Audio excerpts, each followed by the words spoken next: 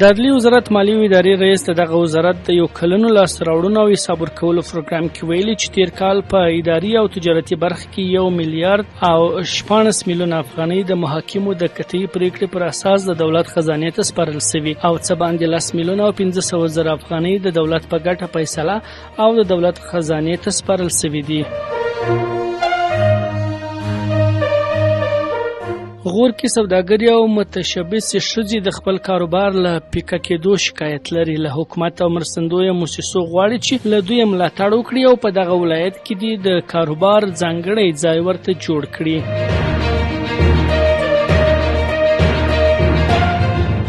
تورخم دروازه له هم د باروړونکو موټرو پر مخ تړلې پاتې ده. تورخم لاره د څلورمې ورځې لپاره هم د سلګونو هغو باروړونکو موټرونو پر مخ تړلې پاتې ده چې چلوونکي د سفر موقت اسناد نه لري. د هغو باروړونکو موټرو پر مخ چې موټر چلوونکي د سفر موقتی سند نه لري د تورخم دروازې بندېدو جدي ستونزې پیدا کړې دي.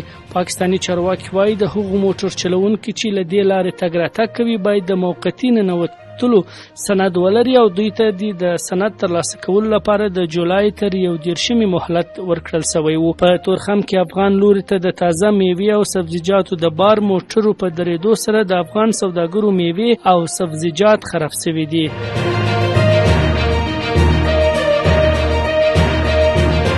د نهم پړاو شپږیزه لیګ سیالیو نوملړونه وټاکل شول. د افغانستان کرکټ بورډ خبر ورکړی چې د لوبغاړو د غوراوي کمیټې نن د نهم پړاو شپږیزه کرکټ لیګ سیالیو لپاره د هیواد د 15 زونونو د لوبډلو نوملړونه ټاکلي دي. د کرکټ بورډ د معلوماتو له مخې دغه سیالي به د روانې اګست میاشتې په 12مه پیل شي او د همدې میاشتې تر 15 نیټې پورې به په کابل کرکټ لوبغالي کې دوام وکړي. د کرکټ ملي لوبډلې لوبډلمشر راشد خان به په دې لیګ کې د سپینغر پړانګانو، حشمت الله شایدي د بندي امیر شامارانو، ابراهیم زدران د میساینه کاتلانو، رحمت شاه زرمتی د بوس ساتونکو او عظمت الله مرزی بیا د امو نهنګانو لوبډلې لوبډلمشران ټاکل شوي دي.